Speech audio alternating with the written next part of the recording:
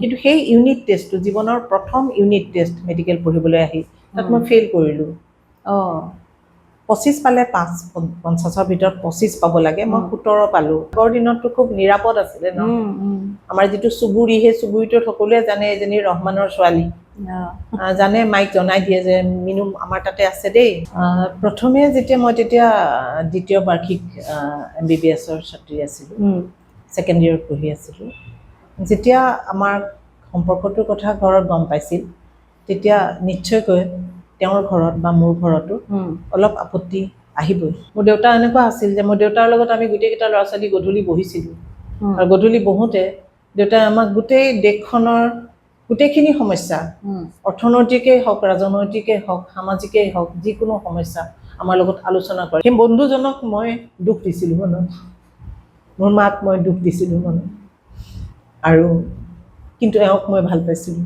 এওঁ মোক ভাল পাইছিলে আমি দুয়ো ভাবিছিলোঁ আমি জানিছিলোঁ যে এটা সময় আহিব আমাক আঁকোৱালি ল'ব আৰু সেইটোলৈ বেছি দিন নালাগিলে তাৰমানে মোৰ বাবা ইমান এনেকুৱা মনৰ মানুহ আছিলে তেওঁলোকে অলপ হ'লেওতো নীৰলে কান্দিছিল নিশ্চয় তেতিয়া মোৰ কাৰণে যে মই এনেকৈ কৰিব পাৰোঁ নেকি কিন্তু তাৰ পাছতে যেতিয়া মই ঘূৰি গ'লোঁ তেওঁলোকে বুজি পালে তেওঁলোকে মোক আঁকোৱালি ল'লে মৰেল চায়েন্স আছিলে সৰুতে আমাৰ যিবিলাক পঢ়িছিলোঁ আমি তাত আমি ক'তো ধৰ্মৰ ভেদাভেদ আমি দেখা নাছিলোঁ পঢ়াও নাছিলোঁ বুজাও নাছিলোঁ গতিকে আমাৰ মনবোৰ তেনেকুৱা তেওঁক মোৰ ভাল লাগিছিল তেওঁ মোক ভাল লাগিছিল বহুত কথা আমাৰ একেই বহুত চিন্তা একেই গতিকে আমি দুজনে বিবাহ আমাৰ হ'ব বুলি আমি ডিচিশ্যন ল'লোঁ এটাই ভুল কৰিছিলোঁ মা দেউতাক দুখ দিছিলোঁ কিন্তু আপুনি সেই 44 বছৰ আগতে যিটো পৰিৱেশ ইমান এটা ভাল লগা পৰিৱেশ সেই পৰিৱেশটোৰ পিছত আজি যেতিয়া আপুনি সমাজখন দেখে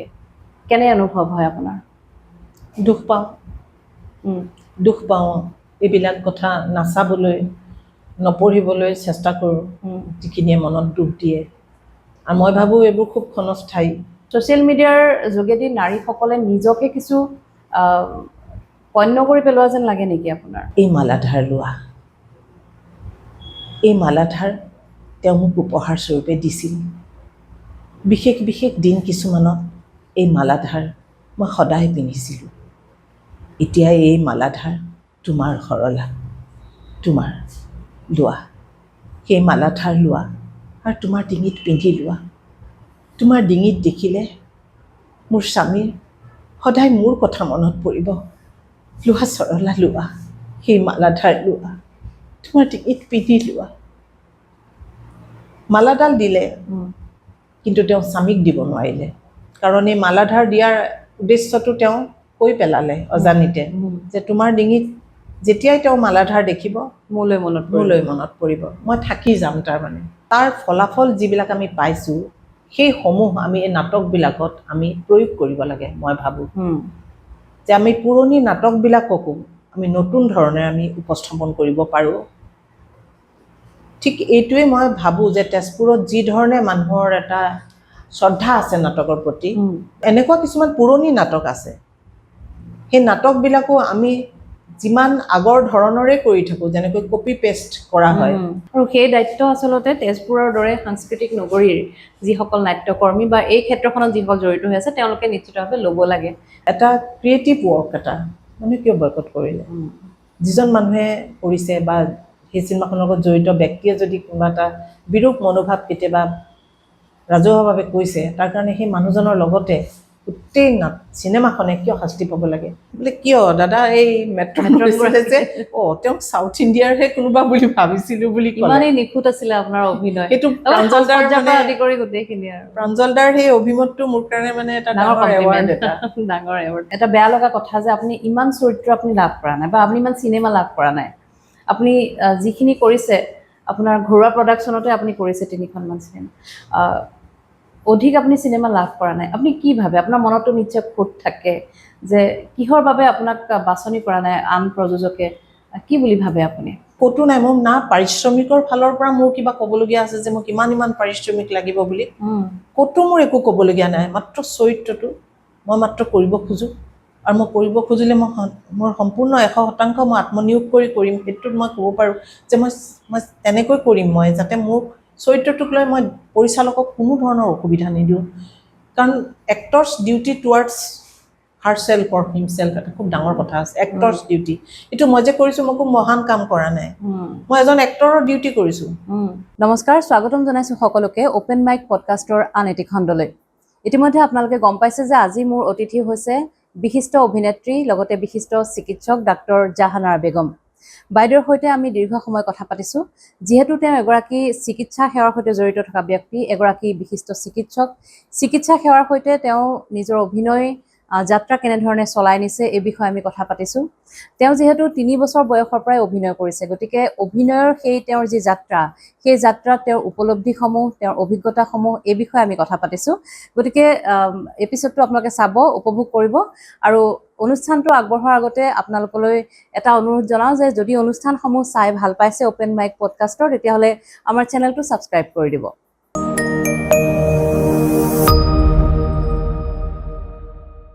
বাইদেউ মোৰ অনুষ্ঠানলৈ স্বাগতম জনাইছোঁ ধন্যবাদ মোকো এই অনুষ্ঠানটোলৈ তুমি আমন্ত্ৰণ জনোৱাৰ কাৰণে মই তোমাক আন্তৰিকতাৰে ধন্যবাদ জনাইছোঁ আপোনাৰ যথেষ্ট ব্যস্ততা আপুনি এগৰাকী নাট্যকৰ্মী চিনেমাত আপুনি এক্টিং কৰিছে আপুনি লগতে চিকিৎসক এগৰাকী গৃহিণী ইমান যে ব্যস্ততাপূৰ্ণ এটা আপোনাৰ জীৱন কেনেধৰণে বেলেঞ্চ কৰে বাৰু তাৰ মাজতে আকৌ আমি এনেধৰণে আপোনাক আপুনি সামাজিকভাৱেও ব্যস্ত থাকে আৰু ছ'চিয়েল মিডিয়াতো আপোনাক মই এক্টিভ থকা দেখোঁ প্ৰায় কেনেধৰণে আপুনি বেলেঞ্চ কেনেকৈ কৰি থাকে বাৰু জীৱনটো আচলতে এই প্ৰশ্নটো মোক বহুতেই সোধে আৰু তাৰ উত্তৰ এটাই যে টাইম মেনেজমেণ্ট মই টাইম মেনেজমেণ্ট কৰি চলোঁ যে মই কোনটো সময়ত যিটো কাম কৰিব লাগিব সেই সময়মতে মই সেই কামটো কৰোঁ আৰু সেইকাৰণে হয়তো মই একেলগে গোটেইখিনি কাম কৰি থাকিব পাৰিছোঁ আৰু এইটো প্ৰশ্নৰ উত্তৰ দিওঁতে মই সদায়ে এটা কথা কওঁ যে এগৰাকী গৃহিণীয়ে যে কেৱল গৃহিণী তেওঁ কোনো চাকৰি নকৰে বা মোৰ দৰে এনেকৈ প্ৰেক্টিছো নকৰে বা মোৰ দৰে অভিনয় কৰিবলৈ ব্যস্ত হৈ নাথাকে কিন্তু তেওঁ গোটেই ঘৰখনৰ কামসমূহ চম্ভালি লৈ তেওঁ যেতিয়া সময়মতে ক'ৰবাত গৈ তেওঁ আখৰাত উপস্থিত হয় বা শ্বুটিঙৰ সময়ত উপস্থিত হয় তেওঁ মোতকৈ কম গুণী মানুহ বা সময়ৰ সদব্যৱহাৰ কৰা মানুহ নহয় কিন্তু যে মই কেৱল চাকৰিয়াল কাৰণেই মই সন্মুখলৈ আহি যাওঁ এই প্ৰশ্নটো মোক সকলোৱে কৰে যে আপুনি চাকৰিয়াল একে সময়তে আপুনি গৃহিণী সন্তানৰ মাক আৰু আপুনি নাটক কৰি আছে অভিনয় কৰি থাকে কেনেকৈ কৰে আচলতে তাৰ উত্তৰটো হ'ল যে যেতিয়া মানুহে কোনোবা এটা বিষয়ৰ প্ৰতি খুবেই বেছি শ্ৰদ্ধা আৰু আন্তৰিকতাৰে কোনো এটা পেশ্যনৰ প্ৰতি যেতিয়া থাকে তেতিয়া তেওঁ যিকোনো উপায়েৰে সেইটো সম্ভৱ কৰি তোলে মোৰ ব্যস্ত মোৰ দৈনন্দিন চাকৰি মোৰ চেম্বাৰ মোৰ ঘৰখন এই সকলোখিনিৰ মাজতে হ'লেও মই যেনেকৈ হ'লেও সেই সময়খিনি মই উলিয়ামেই কাৰণ সেইখিনি সময় মোৰ নিজৰ সময় আৰু নিজৰ আপোনাৰ যিহেতু শ্ৰদ্ধা কৰা এটা বস্তু গতিকে সেইখিনিৰ কাৰণে আপুনি সময় উলিয়াবই লাগিব আৰু ওলাবই তেনেধৰণেই ওলায় সকলোৰে নহয় জানো মানে আপুনি এই যে টাইম মেনেজমেণ্টৰ কথাটো ক'লে টাইম মেনেজমেণ্টটো ধৰক আপুনি গৃহিণী হৈ বা সংসাৰখন চলোৱাৰ পিছতেই যে মেনেজ কৰিব লগা হৈছে তেনেকুৱাটো চাগে নিশ্চয় নহয় আপুনি যেতিয়া MBBS পঢ়ি আছে মই জনাত আপুনিতো একেবাৰে সৰুৰ পৰা অভিনয়ৰ সৈতে জড়িত তাৰপিছত আপোনাৰ পঢ়া শুনা চিকিৎসাৰ পঢ়া তেতিয়াওতো আপুনি নাটক কৰিছে তেতিয়াও চাগে এক্টিভলি আপুনি নাটক কৰি আছে তেতিয়া কেনেকৈ চলিছিলে সেইবোৰ খুব দীঘলীয়াকৈ নকয় মই সংক্ষেপতে কওঁ যে এই গোটেইখিনিৰ আঁৰত আছে মোৰ দেউতা তেখেত নাই এতিয়া মহবুবৰ ৰহমান তেখেতক সৰুৰ পৰা লক্ষ্য কৰিছিলোঁ তেখেতে খুব ঘড়ীৰ কাঁটাৰ লগত চলিছিল আৰু আমাকো তেনেকৈ চলিবলৈ তেওঁ প্ৰেৰণা দিছিল আমি প্ৰত্যেকটো ল'ৰা ছোৱালীয়ে তেওঁৰ আমাৰ 5টা সন্তান আমি সকলোৱে দেউতাক সেই আদৰ্শটো অনুসৰণ কৰি কাৰণ আমাৰ ঘৰত খেলি মেলি নাছিল সেইকাৰণে পঢ়াৰ সময়ত পঢ়িছিলোঁ স্কুলৰ সময়ত স্কুললৈ গৈছিলোঁ যেতিয়া যিটো কাম কৰিব লাগে সেইটো কাম কৰিছিলোঁ আৰু সেইটো দেউতাক দেখি দেখিয়ে শিকিছিলোঁ কাৰণ মোৰ মাজতে ময়ো জোকাৰ খাইছিলোঁ ময়ো উজুতি খাইছোঁ কাৰণ সৰুৰ পৰা যেতিয়া কৰি আহিছিলোঁ আৰু বাবাই সদায় সেইটো কথাই শিকাইছিলে যে তুমি সময় কাম সদায় সময়ত নহ'লে কিন্তু তোমাৰ গোটেই বাকী কামবিলাক আউট লাগি যাব আৰু সেইটো মই ফ'ল' কৰিবলৈ যাওঁতে মই উজুতি খাইছিলোঁ যেতিয়া মই মেডিকেল পঢ়িবলৈ আহিছিলোঁ যেতিয়া মই মেডিকেল ছায়েন্স পঢ়িবলৈ আহিলোঁ তেতিয়া মই নাটক কৰি আছিলোঁ মৃত্যুঞ্জয় নাটকখন দীপক প্ৰগতি শিল্পী সংঘৰ পৰা আৰু প্ৰয়াত শ্ৰদ্ধাৰ ধীৰু ভূঞা আপোনালোকে জানে অসমত ৰেডিঅ' আৰু চিনেমা জগতৰ অভিনয় জগতৰ এটা উজ্জ্বল তৰা গতিকে তেখেতৰ পৰিচালনাত মই এখন নাটক কৰি আছিলোঁ মৃত্যুঞ্জয় বীৰেন্দ্ৰ কুমাৰ ভট্টাচাৰ্যৰ মৃত্যুঞ্জয়ৰ ওপৰত এখন নাটক হৈছিলে মই কৰি আছিলোঁ মই আখৰা কৰি আহোঁ পিছদিনা মোৰ পৰীক্ষা আৰু মই ভাগৰে জোগৰে আহোঁ মই শুই দিওঁ পঢ়াটো কম হয় কিন্তু সেই ইউনিট টেষ্টটো জীৱনৰ প্ৰথম ইউনিট টেষ্ট মেডিকেল পঢ়িবলৈ আহি তাত মই ফেইল কৰিলোঁ 25 পালে 50ৰ ভিতৰত 25 পাব লাগে মই 17 পালোঁ মানে সেই তালমিল বজাই ৰখাত অকণমান ৰাখিব নোৱাৰিলোঁ মই উজুতি খালোঁ মই নোৱাৰিলোঁ তাৰমানে খুব ভাগৰুৱা হৈ আহি আকৌ পঢ়ি ৰাতিপুৱাই আকৌ কলেজ গুচি যোৱা মই ভালদৰে পঢ়াটো মোৰ ভাল নহ'ল আৰু তাৰ পৰিণতিটো মই লগে লগে পাই গ'লোঁ মই ফেইল কৰিলোঁ আৰু এইটোৱে মোক গোটেই জীৱনটোলৈ মোক এটা শিকনিও দিলে আৰু মই জোকাৰ খায়ো গ'লোঁ ইয়াৰ পিছৰ পৰা মই যেতিয়া আখৰা কৰোঁ ঘূৰি আহোঁ তাৰ পাছত মই মোৰ খাদ্য খাই মই পঢ়াত বহোঁ আৰু ৰাতি 2টা 3টা যেতিয়াই নাবাজক কিয় মই যেতিয়ালৈকে মোৰ পঢ়াটো কমপ্লিট নহয় মই পঢ়ি দিওঁ আৰু তাৰপিছত ৰাতিপুৱা উঠি নিজৰ কামলৈ গুচি যাওঁ কলেজলৈ যাওঁ এই যে কথাটো মই ল'ৰা ছোৱালীবিলাককো ক'ব খোজোঁ যে তেওঁলোকেও যাতে উজুতি নাখায় যে আমি যদি ৰাতি দেৰিলৈকে থাকি পঢ়িছোঁ কেৱল নিজৰ বাবে নিজৰ পঢ়াখিনি সম্পূৰ্ণ কৰাৰ বাবে আৰু তাৰপিছত যদি সেইকেইদিন আমি কমকৈ শুইছোঁ সোনকালে উঠিছোঁ তেতিয়া কিন্তু আমাৰ একো অসুবিধা নহয় কৈছে আপুনি আপোনাৰ দেউতাৰ কথা কৈছে দেউতাৰ পৰা আপুনি অনুপ্ৰেৰণা পাইছে আপুনি নাটকৰ ক্ষেত্ৰতো নিশ্চয় দেউতাৰ পৰাই আপুনি বহুখিনি অনুপ্ৰেৰণা পাইছে অকণমান ঘৰৰ পৰিৱেশটোৰ কথা কওকচোন আপোনাৰ শৈশৱ কৈশোৰ সেইখিনি সময়ত ঘৰৰ পৰিৱেশটো কেনেকুৱা আছিলে আপোনালোকৰ ঘৰৰ পৰিৱেশটো ক'বলৈ গ'লে মোৰ প্ৰথমতে প্ৰকৃতিটোৰ কথা ক'ব লাগিব মই সৰুতে সকলো ল'ৰা ছোৱালীয়ে অলপ উৎপতীয়া হয় ময়ো তেনেকুৱা খুব উৎপতীয়া আছিলোঁ বুলি মই জানো আৰু মোক কয় মাহঁতে যে তই আটাইতকৈ বেছি উৎপতীয়া প্ৰকৃতিৰ মাজত ঘূৰি ফুৰোঁ বাহিৰখন ঘৰৰ পৰা ওলাই যাওঁ মোক মানুহে বিচাৰিয়ে নাপায় ঘৰত আকৌ যেতিয়া সন্ধিয়া লাগে ক'ত খাইছোঁ কি কৰিছোঁ এনেকুৱা যেন কোনো গম নাপায় কিন্তু আগৰ দিনততো খুব নিৰাপদ আছিলে ন আমাৰ যিটো চুবুৰী সেই চুবুৰীটোত সকলোৱে জানে এজনী ৰহমানৰ ছোৱালী জানে মাইক জনাই দিয়ে যে মিনু আমাৰ তাতে আছে দেই গতিকে এনেকৈ মই যেতিয়া ঘূৰি ফুৰিছিলোঁ আৰু তেতিয়া মই যেতিয়া ঘৰলৈ আহিছিলোঁ তেতিয়া কিছুমান এনেকুৱা ঘটনা ঘটিছিল যে দেউতাই মোক চিনেমা চাবলৈ লৈ গৈছিল নগাঁৱত আছিলোঁ এলফিনিষ্টন চিনেমা হলত চিনেমা চাইছিলোঁ হিন্দী চিনেমাখন চাই আহি কি যে এটা মোক প্ৰভাৱিত কৰিছিলে মই গোটেই চিনেমাখন অকলেই মই অভিনয় কৰি দেখুৱাইছিলোঁ কিমান বয়স তেতিয়া আপোনাৰ বহুত কম বয়স তেতিয়া মই স্কুল যোৱা নাই স্কুল যোৱা নাই গতিকে সেইটো বয়সত মই যেতিয়া গোটেইখন কৰি দেখুৱাওঁ আনকি মই নায়ক নায়িকাৰ পৰা আৰম্ভ কৰি ঘুচি যি হয় আৰম্ভণি মই অকণো মানে তাত জটি নপৰাকৈ মই গোটেই চিনেমাখন কৰি দেখুৱাওঁ আৰু তাত মোৰ কোনো সংকোচো নাথাকে লাজো নকৰোঁ মই আৰু মই ক'ব নোৱাৰোঁ মোৰ ওপৰত কি হয় মই কৰি দেখুৱাওঁ মোৰ খুব ভাল লাগে খুব আনন্দ পাওঁ সেইটোৱে মোৰ খেল হৈ পৰিল তেতিয়া দেউতাই ভাবিলে যে তাই অভিনয় কৰিছে আৰু দেউতাই বুজি লৈছিল কাৰণেই হয়তো মই আজি অভিনয় কৰি থাকিব পাৰিছোঁ দেউতাই বুজি পাইছিল যে ছোৱালীজনীয়ে অভিনয় পাৰিব দেউতাই সৰু সৰু মনোলগ লিখিছিলে একক অভিনয় আৰু মোক পঢ়ুৱাইছিলে আৰু পিছলৈ মই সেই একক অভিনয়সমূহ মই যেতিয়া স্কুলত নাম লিখাইছিলোঁ তাৰপিছত গৰমৰ বন্ধত আমাৰ ফাংচন হৈছিলে সেই ফাংচনবিলাকত মই প্ৰদৰ্শন কৰিছিলোঁ ঠিক তেনেকৈ মই অভিনয় জগতলৈ সোমাই গ'লোঁ আৰু মোৰ দিনে দিনে তাৰ যিটো মোৰ ভাল লগা সেইবোৰ বাঢ়িবলৈ ধৰিলে আৰু যেতিয়া মই বুজন হ'লোঁ বুজি উঠিলোঁ তাৰপিছত মোৰ সেইটোৱে জীৱনৰ শক্তি মোৰ উশাহ নিশাহ হৈ পৰিল মানে ধৰক আপুনি যদি স্কুললৈ যোৱা নাই তেতিয়াহ'লে আপুনি চাগে ৩-৪ বছৰমান বয়সৰ হ'ব তেতিয়াৰ পৰা আপুনি নাটকৰ আপুনি আদিপাঠ আপুনি ঘৰৰ পৰা পাইছে আৰু সেই বীজটো আপোনাক দেউতাই আপোনাক অংকুৰিত কৰি দিছিলে ঘৰৰ পৰিৱেশ তেতিয়াহ'লে মই ধাৰণা কৰি লৈছোঁ যে ঘৰৰ পৰিৱেশটো সাংঘাতিক এটা মুকলি পৰিৱেশ মুক্ত পৰিৱেশ আছিলে চাগে নিশ্চিতভাৱে নহয় জানো ঘৰৰ পৰিৱেশৰ কথা কওঁতে মই আপোনাক এটা কথা মোৰ সুধিবলৈ মন আছে আপোনাক আগতীয়াকৈ মই সুধি নল'লোঁ কিন্তু তথাপি মই সোধোঁ আপোনালোকৰ ইণ্টাৰৰিলিজন বিবাহ প্ৰেম বিবাহ বুলি মই জানো সেই পৰিৱেশ কেনেকুৱা আছিলে আপোনাৰ ঘৰত কিবা প্ৰত্যাহ্বান কিবা সমস্যা প্ৰথমে যেতিয়া মই তেতিয়া দ্বিতীয় বাৰ্ষিক MBBSৰ ছাত্ৰী আছিলোঁ ছেকেণ্ড ইয়েৰত পঢ়ি আছিলোঁ যেতিয়া আমাৰ সম্পৰ্কটোৰ কথা ঘৰত গম পাইছিল তেতিয়া নিশ্চয়কৈ তেওঁৰ ঘৰত বা মোৰ ঘৰতো অলপ আপত্তি আহিছিল আৰু তেতিয়া আমি বুজি পাইছিলোঁ যে আমাৰ সন্মুখত প্ৰত্যাহ্বান আহি আছে আৰু আমি যিহেতু 18 বছৰ অতিক্ৰম কৰিছোঁ আমাৰো শুভাকাংক্ষী আছিলে কলেজতো আমাৰ শিক্ষকসকল আছিলে তেওঁলোকেও ক'লে যে তোমালোকে কোৰ্ট মেৰেজটো কৰাই লোৱা নহ'লে একো অসুবিধা নহয় তেতিয়া পঢ়ি থাকিবা ঘৰত মই ভয় খাইছিলোঁ অলপমান আৰু তেতিয়া আমি কোৰ্ট মেৰেজ হৈছিলে আমাৰ কোৰ্ট মেৰেজৰ পিছত মই ঘৰলৈ গৈছিলোঁ কাৰণ মোৰ ঘৰখন এনেকুৱা আছিলে মোৰ দেউতা মোৰ বাবা মোৰ কেৱল মোৰ জন্মদাত্ৰী পিতৃয়ে নহয় মোৰ বন্ধু হৈছিলে আজিলৈকে মই জীৱনত তেনেকুৱা এজন মই বন্ধু পোৱা নাই সেই বন্ধুজনক মই দুখ দিছিলোঁ মনত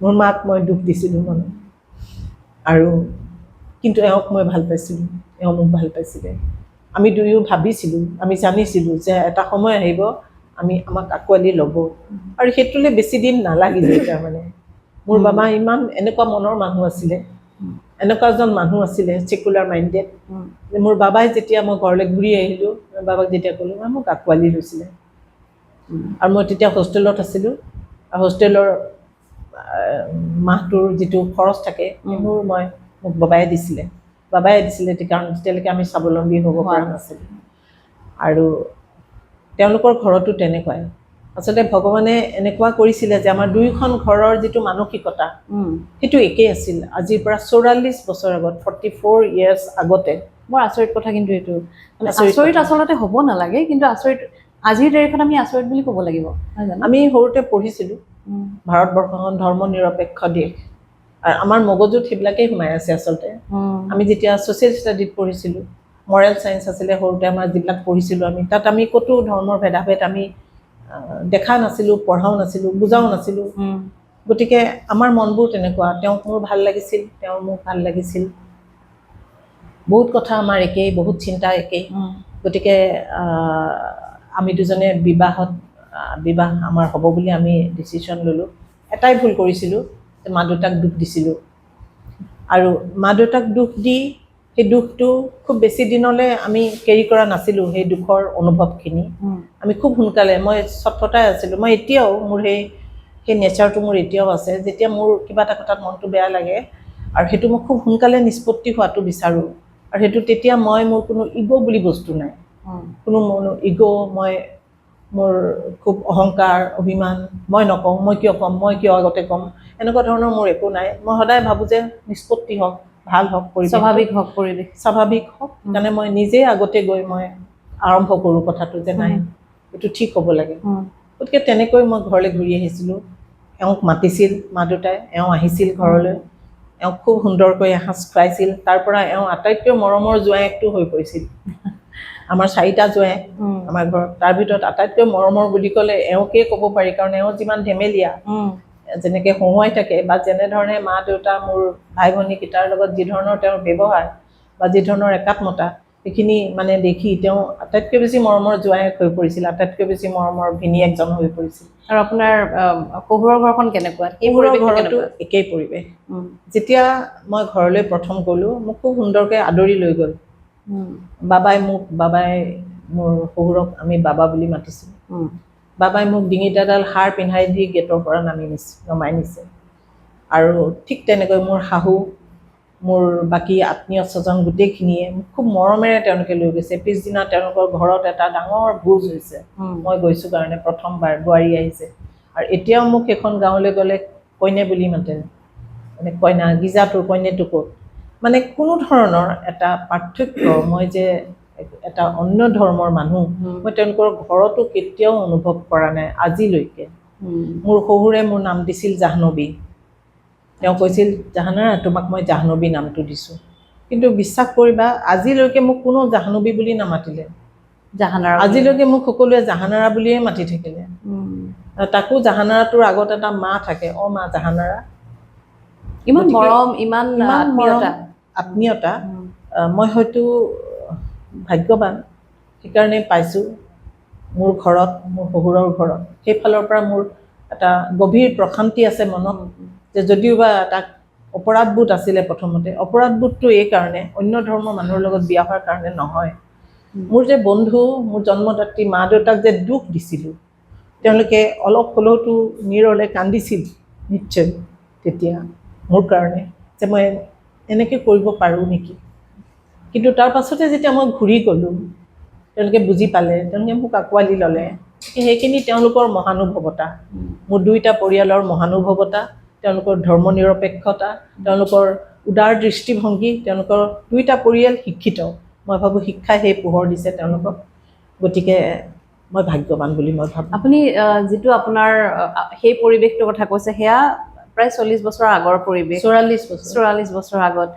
সেয়া ভাবিলে এতিয়া আমাৰ আচৰিত লাগে, কাৰণ বৰ্তমান সময়ত এতিয়াৰ পৰিৱেশত আচলতে ডিজিটেল যুগত আমি যিটো পৰিৱেশ দেখিছোঁ সমাজত, ধৰ্মনিৰপেক্ষ দেশ এখনত থকাৰ পিছতো যিটো পৰিৱেশ আমাৰ সমাজত এতিয়া ঘৃণাৰ এটা পৰিৱেশ আমি দেখিবলৈ পাওঁ। আমি বাতৰি পৰিৱেশন কৰোঁতে আমি বহু সময়ত দেখোঁ ঘৃণাৰ এটা পৰিৱেশ সমাজখনত আছে। কিন্তু আপুনি সেই 44 বছৰ আগতে যিটো পৰিৱেশ, ইমান এটা ভাল লগা পৰিৱেশ, সেই পৰিৱেশটোৰ পিছত আজি যেতিয়া আপুনি সমাজখন দেখে, কেনে অনুভৱ হয় আপোনাৰ? দুখ পাওঁ, দুখ পাওঁ। এইবিলাক কথা নাচাবলৈ, নপঢ়িবলৈ চেষ্টা কৰোঁ, যিখিনিয়ে মনত দুখ দিয়ে। আৰু মই ভাবোঁ এইবোৰ খুব ক্ষণস্থায়ী। বিজ্ঞানৰ ইমান প্ৰগতিৰ দিনত মানুহে যে ধৰ্মক লৈ ধৰি থাকিব, ধৰ্মক লৈ আলোচনাৰ বিষয় কৰি ল'ব, মইতো নাভাবোঁ এইটো যে বেছি দিন থাকিব এনেকৈ। আশা কৰোঁ যে এদিন নহয় এদিন পুনৰ আগৰ দৰে আমাৰ সমাজখন হ'ব, ধৰ্মনিৰপেক্ষ সমাজ। আৰু এখন প্ৰগতিশীল সমাজ আপুনি পাইছে, নহয় জানো? সেই তেতিয়াৰ দিনতে আপোনাক 3 বছৰ বয়সতে আপোনাক নাটক শিকাইছে, য'ত কোৱা হয় এটা ৰক্ষণশীল এটা সমাজ বুলি কোৱা হয় মুছলমান সমাজখনক। কিন্তু সেই সময়তে আপুনি নাটক শিকিছে বা আপুনি নাটক কৰিছে, তাৰপিছত ধাৰাবাহিকভাৱে আপুনি MBBS পঢ়িলে, তাতো আপুনি চিনেমাও কৰিছে। গতিকে সেই প্ৰগতিশীল যিখন সমাজ নাৰীসকলৰ বাবে বিশেষকৈ, তাৰপিছত আপুনি এতিয়া বৰ্তমান সময়ত আপোনাক মই আকৌ সেই একেটা কথাই কওঁ, বৰ্তমান সময়ত আপোনাৰ এই পৰিৱৰ্তিত যিখন সমাজ, তাত আপুনি আমাৰ নাৰী সমাজৰ কেনেধৰণৰ পৰিৱৰ্তন দেখিছে? মানে নাৰীসকলে, মই ছ'চিয়েল মিডিয়া যেতিয়া আহিলে, ছ'চিয়েল মিডিয়াৰ যোগেদি নাৰীসকলে নিজকে কিছু পণ্য কৰি পেলোৱা যেন লাগে নেকি আপোনাৰ? নিশ্চয়। নাৰীয়ে নাৰীৰ মৰ্যাদা ৰাখিব পৰা নাই, একেবাৰে সহজলভ্য হৈ গৈছে, পণ্য সামগ্ৰীত পৰিণত হৈছে। সকলো নহয়, কিন্তু যিসকল হৈছে, যিসকলে তাৰ মাজেৰে তেওঁলোকে যথেষ্ট তেওঁলোকে ইনকামো কৰিছে, ঠিক সেইকাৰণে কেৱল টকাৰ কাৰণে মই ভাবোঁ নাৰীয়ে নাৰীৰ মৰ্যাদা হেৰুৱাই পেলাইছে। আৰু মই যদি দেউতাৰ চকুত নপৰিলোহেঁতেন যে মই অভিনয় কৰিছোঁ, মোৰ স্বতঃস্ফূৰ্ত কিবা এটা জন্মগত কিবা এটা তাৰণা এটা আছে অভিনয়ৰ প্ৰতি, যদি মোৰ দেউতাৰ চকুত মই নপৰিলোহেঁতেন, হয়তো মোক উলিয়াই অনা মানুহজন মই নাপালোহেঁতেন। মোক দেউতাই উলিয়াই আনিছিলে, তাত কোনো ৰক্ষণশীলতাৰ কথা নাহিছিল। তাতে মোৰ দেউতাৰ দৰে এজন ইমান ধৰ্মনিৰপেক্ষ মানুহ আৰু ৰক্ষণশীলতাৰ পৰা সম্পূৰ্ণ মুক্ত। মোৰ দেউতা হয়তো আজিৰ পৰা আৰু 100 বছৰৰ পিছৰ মানুহজনতকৈ বেছি উন্নত তেওঁৰ মন বুলি মই ক'ব পাৰোঁ। মোৰ দেউতাক লৈ মই গৌৰৱবোধ কৰোঁ। মোৰ দেউতা এনেকুৱা আছিল যে মোৰ দেউতাৰ লগত আমি গোটেইকেইটা ল'ৰা ছোৱালী গধূলি বহিছিলোঁ, আৰু গধূলি বহোঁতে দেউতাই আমাক গোটেই দেশখনৰ গোটেইখিনি সমস্যা, অৰ্থনৈতিকেই হওক, ৰাজনৈতিকেই হওক, সামাজিকেই হওক, যিকোনো সমস্যা আমাৰ লগত আলোচনা কৰে। আমি সেই সময়ছোৱাৰ লগত আমি একেবাৰে আপডেট হৈ আছিলোঁ। আমি নিউজ পেপাৰ পঢ়িছিলোঁ, বাতৰি কাকত খুব পঢ়িছিলোঁ আমি। আৰু দেউতাই মোক আৰু এটা উপদেশ দিছিলে যে বাতৰি কাকত প্ৰনাউন্স কৰি পঢ়িবি, উচ্চাৰণ কৰি পঢ়িবি, তেতিয়াতো উচ্চাৰণো সঠিক হ'ব। গতিকে এনেধৰণে উলিয়াই আনিছিল। আৰু মই ভাবোঁ যে এতিয়াও আমাৰ ঘৰবিলাকত সংস্কাৰৰ অভাৱ হোৱা নাই, কিন্তু আমি নিজে ছ'চিয়েল মিডিয়াৰ প্ৰতি ইমানেই বেছি আকৰ্ষিত হৈছোঁ যে আমি কোনো ধৰণে মাত্ৰ কিবাকৈ আমি বিখ্যাত হ'ব পাৰিলেই হ'ল, কিবাকৈ ভাইৰেল হ'ব পাৰিলেই হ'ল। আমাৰ চিন্তাবোৰ, আমাৰ মূল্যৱান চিন্তা, মই দেখিছোঁ বহুত মূল্যৱান চিন্তাৰে বহুত মানুহ ভাইৰেল হৈছে, মূল্যৱান চিন্তাৰে। কিন্তু সেইখিনিৰ যদি কাৰোবাৰ যদি অভাৱ আছে বা নিজৰ ওপৰত আত্মবিশ্বাস নাই, সেইখিনি এগৰাকী গৃহিণীয়েও সেইটো আৰম্ভ কৰিব পাৰে। কিছুমান মই দেখিছোঁ এনেকুৱা ভিডিঅ'ও কেতিয়াবা মই দেখিছোঁ, এগৰাকী গৃহিণীও কিন্তু খুব ভাল কথাৰে তেওঁ ভিডিঅ' কৰি তেওঁ জনপ্ৰিয় হৈছে দেখিছোঁ। কিন্তু বহুতো এনেকুৱাও দেখিছোঁ মহিলা যিসকলে অত্যন্ত বেয়া পন্থাৰ অৱলম্বন কৰিছে আৰু তেওঁলোকে তাৰ দ্বাৰা বিখ্যাত হ'বলৈ চেষ্টা কৰিছে। গতিকে নাৰীক যিখন দেশত পূজা কৰা হয়, নাৰীৰ ৰূপত পূজা কৰা হয়, আজি দেৱীসকল নাৰীসকলৰ ৰূপত যেতিয়া পূজা কৰা হয়, সেই নাৰীয়ে যেতিয়া ধৰ্ষিতা হয়, তেতিয়া নিশ্চয় তাৰ আঁৰত কিবা এটা ডাঙৰ কাৰণ থাকিব লাগিব। কেৰণ এটা নিশ্চিতভাৱে থাকিব লাগিব, নহয় জানো?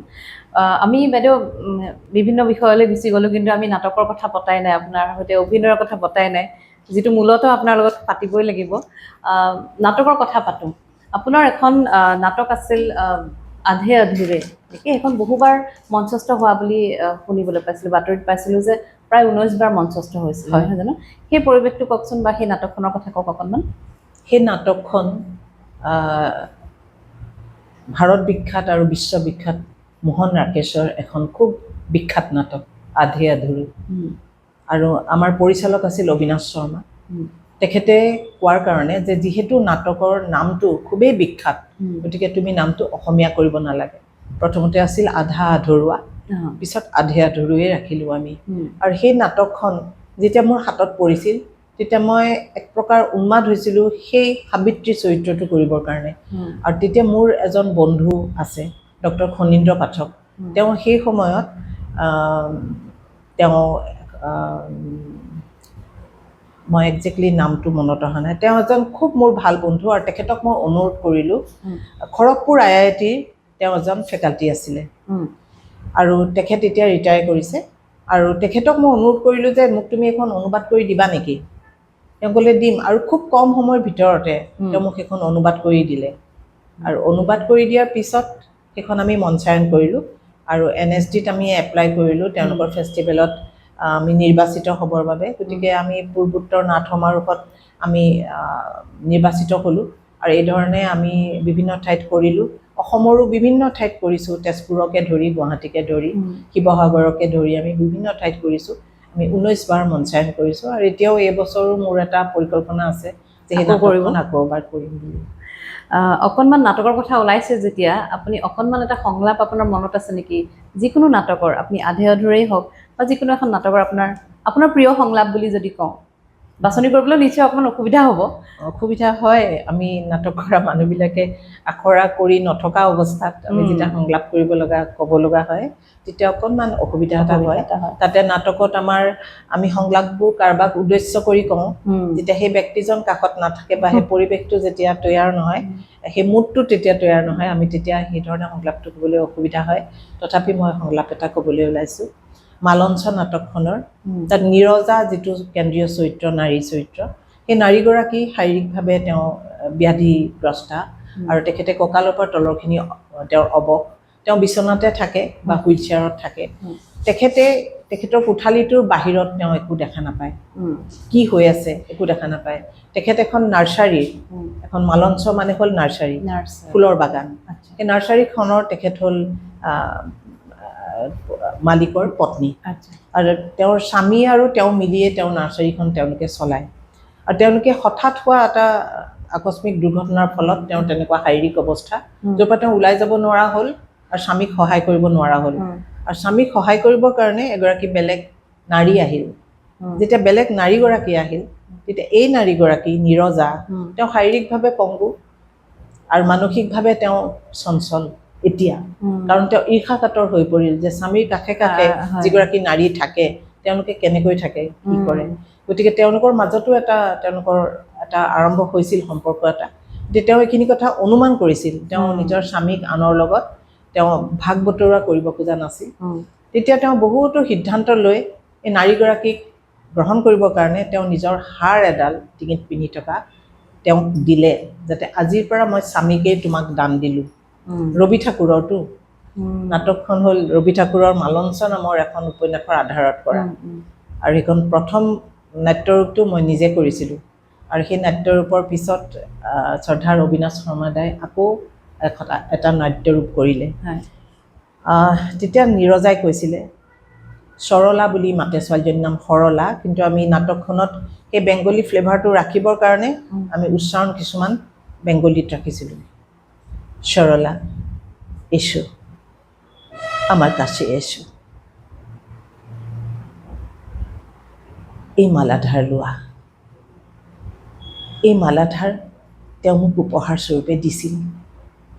বিশেষ বিশেষ দিন কিছুমানত এই মালাধাৰ মই সদায় পিন্ধিছিলোঁ। এতিয়া এই মালাধাৰ তোমাৰ সৰলা, তোমাৰ লোৱা। সেই মালাধাৰ লোৱা আৰু তোমাৰ ডিঙিত পিন্ধি লোৱা। তোমাৰ ডিঙিত দেখিলে মোৰ স্বামীৰ সদায় মোৰ কথা মনত পৰিব।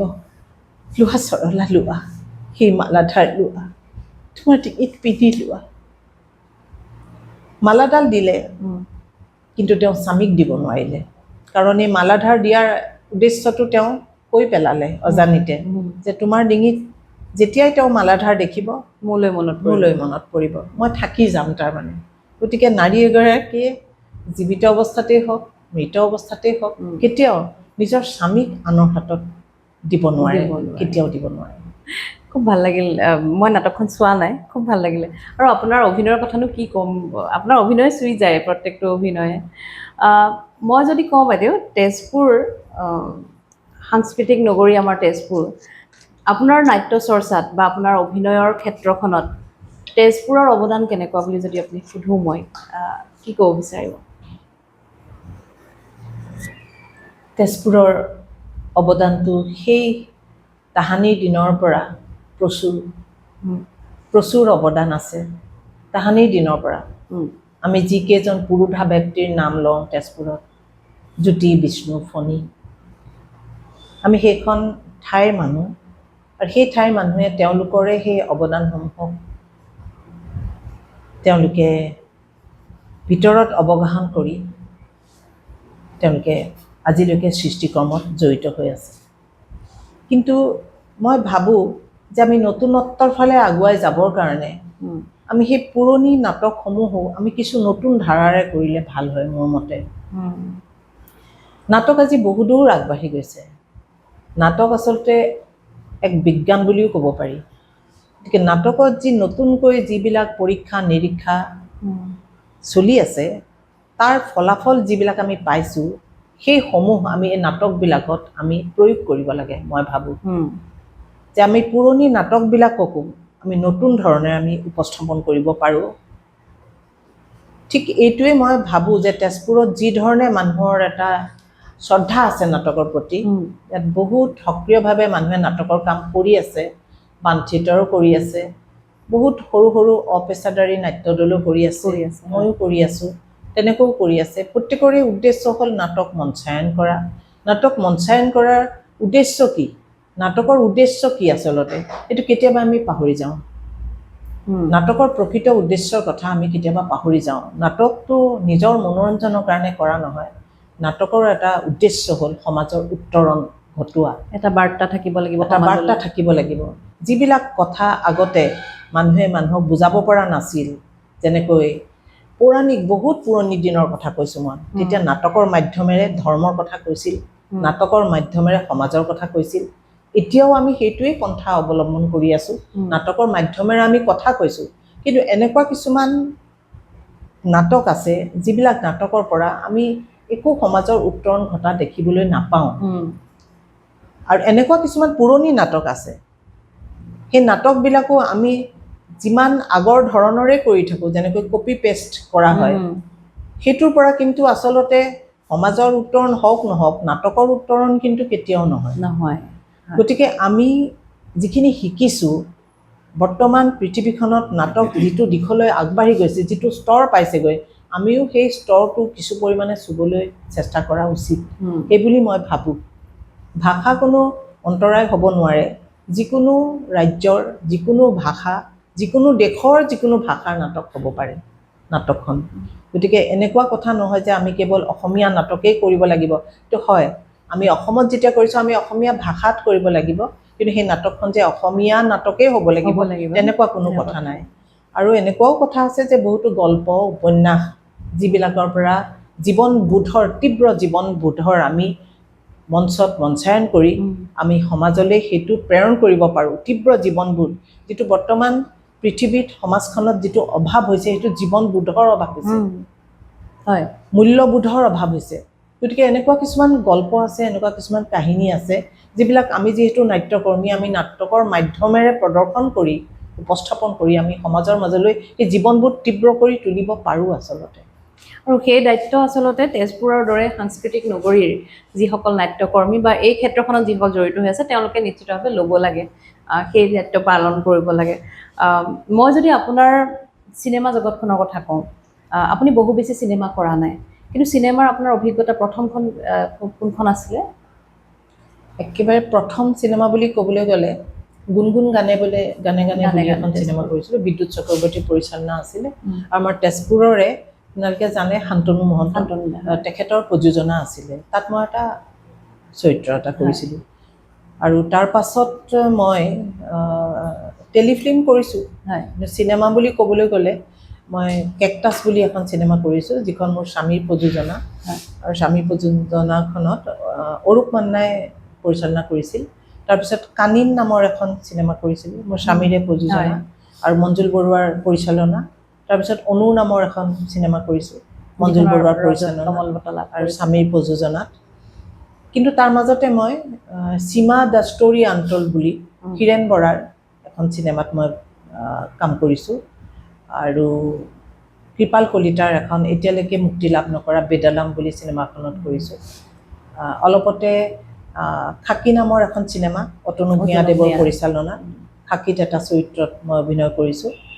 আৰু অদৃশ্য বুলি এখন চিনেমা, য'ত মই এটা অতিথি শিল্পী হিচাপে তেওঁ মোক অনুৰোধ কৰিছিল, য'ত মই সমুজ্জ্বল কাশ্যপ, তেখেতৰ অলপতে এতিয়া মুক্তি লাভ কৰিব অদৃশ্য, যতীন বৰা, য'ত তেওঁ নায়ক আৰু নায়কৰ মাতৃ হিচাপে মই অতিথি শিল্পী হিচাপে তাত অভিনয় কৰিছোঁ। আপুনি এখন ৱেব ছিৰিজ আছিলে নেকি, আন্দোলিত আকাশ, নহয় জানো? সমুজ্জ্বল কাশ্যপৰে আন্দোলিত আকাশ নামৰ এখন ৱেব ছিৰিজত মই কাম কৰিছোঁ। আন্দোলিত আকাশৰ যিটো থিম, যিটো মানসিক স্বাস্থ্যৰ ওপৰত, সেই বিষয়ে অকণমান কওকচোন, কেনেধৰণৰ আছিলে? আৰু সেইটো খুব সমাদৰ লাভ কৰিছে, কিন্তু ৰাইজে খুব ভাল পাইছিলে। আৰু সাংঘাতিক এটা আজিৰ দিনত প্ৰয়োজনীয় এটা বাৰ্তা সমাজৰ বাবে আছে। হয়, মানসিক স্বাস্থ্যৰ ওপৰত আমাৰ ধ্যান দিয়া নহয়। এখন ঘৰতে আচলতে বহুত খেলি মেলি থাকে, বহুত কনফ্লিক্টছ থাকে। আমি ইজনে সিজনৰ মানসিক অৱস্থাটোৰ কথা চিন্তা কৰি নাচাওঁ, যে কোনো এজন কিমান মানসিকভাৱে আঘাতপ্ৰাপ্ত হোৱাৰ পাছত তেওঁ মানসিকভাৱে আনষ্টেবল হ'ব পাৰে। আৰু আনষ্টেবল অৱস্থাটোৱে বহুতো গুণী জ্ঞানী মানুহকো, বহুত প্ৰতিভাধাৰী মানুহকো তেওঁলোকে স্থবিৰ কৰাই দিয়ে, ৰৈ যায় মানুহবিলাক, সৃষ্টি আৰু নকৰা হৈ যায়। তাত সেই আন্দোলিত আকাশত মনালিছা শইকীয়াৰ এটা খুব বহুল পঠিত এখন উপন্যাস আন্দোলিত আকাশ, আৰু তাৰ আধাৰত তেওঁ ৱেব ছিৰিজখন কৰিছিল। তাতো দেখুৱাইছিল যে এখন ঘৰত এগৰাকী ব্যক্তি যেতিয়া মানসিকভাৱে ব্যাধিযুক্ত হয়, বিশেষকৈ মাতৃগৰাকী, যে গোটেই পৰিয়ালটো কেনেদৰে থান-বান হৈ যায়। এতিয়া পৰিয়ালটো, যিহেতু মাতৃ এগৰাকী সংসাৰখনত সদায় তেওঁ জননী, তেখেতে গোটেইখিনি দায়িত্বভাৰ বহন কৰে, বিশেষকৈ ল'ৰা ছোৱালীকেইটাৰ বেছি হৃদয়ৰ ওচৰত থাকে। তেনেকুৱা অৱস্থাত যদি এগৰাকী মাতৃ যদি মানসিকভাৱে বিকাৰগ্ৰস্ত হৈ যায়, পৰিয়ালটোৰ ওপৰত কি প্ৰভাৱ পৰিব পাৰে, সেইটোকে তেওঁ তাত দেখুৱাইছিলে। গতিকে খুব ভালদৰে কৰিছিলে কামটো, আৰু সেইকাৰণে দৰ্শকৰ হৃদয় স্পৰ্শ কৰিছিলে। আপোনাৰ অভিনয় খুব দৰ্শকক মোহিত কৰিছিলে, আপুনি খুব সুন্দৰ অভিনয় কৰিছিলে। এটা যেতিয়া চৰিত্ৰ, যিকোনো এটা চৰিত্ৰ, আপুনি নাটকৰ বাবেই হওক বা চিনেমাৰ বাবেই হওক, চৰিত্ৰ এটা যেতিয়া ৰূপায়ণ কৰিব লগা হয়, নিশ্চয় যথেষ্ট ষ্টাডি কৰিব লগা হয়, ৰিচাৰ্চ কৰিব লগা হয়, নহয় জানো বাইদেউ? হয়, চৰিত্ৰ এটা ষ্টাডি নিশ্চয় কৰিবলগীয়া হয়। চৰিত্ৰটো অধ্যয়ন কৰিবলৈ যাওঁতে আমি গোটেই কাহিনীটো অধ্যয়ন কৰিব লাগে। তেনেকুৱা পাৰ্টিকুলাৰ কোনো চৰিত্ৰৰ কাৰণে আপুনি ধৰক আপোনাৰ মনত ৰৈ যোৱা ৰিচাৰ্চ ৱৰ্ক তেনেকুৱা কিবা? হয়, তেনেকৈ মই আচলতে প্ৰতিটো কামেই এটা এটা ৰিচাৰ্চ ৱৰ্ক হয়। মানুহে কয়, অলপতে মই খাকী চিনেমাখনত যে মই এগৰাকী প্ৰভাৱশালী MLA চৰিত্ৰত অভিনয় কৰিছিলোঁ, নিগেটিভ কেৰেক্টাৰ। মানুহে ভাবিছিল যে মই বহুত কাম কৰিছোঁ চৰিত্ৰটোৰ ওপৰত। মানুহে চৰিত্ৰটো অভিনয় কিবা ভাল পাইছিলে, বেছি নাচালে মানুহে। খাকী চিনেমাখনক মানুহে বিশেষ এটা কাৰণত মানুহে নাচালে। এই নোচোৱাটো, এই যে বয়কট কৰিলে, এইটো কিন্তু মই বিৰোধিতা কৰোঁ। এটা ক্ৰিয়েটিভ ৱৰ্ক এটা মানুহে কিয় বয়কট কৰিলে? যিজন মানুহে কৰিছে বা সেই চিনেমাখনৰ লগত জড়িত ব্যক্তিয়ে যদি কোনোবা এটা বিৰূপ মনোভাৱ কেতিয়াবা ৰাজহুৱাভাৱে কৈছে, তাৰ কাৰণে সেই মানুহজনৰ লগতে গোটেই চিনেমাখনে কিয় শাস্তি পাব লাগে? চিনেমাখনত বহুত মানুহৰ কাম সোমাই আছে, বা বহুত মানুহৰ চিন্তা সোমাই আছে, বা চিনেমাখনে কি ক'ব গৈছে, কিনো ভাল হৈছে। অসমীয়া চিনেমাখন, অসমীয়া চিনেমাৰ বৰ্তমান যিটো অৱস্থা, চিনেমা হৈ থাকিলেতো নহ'ব।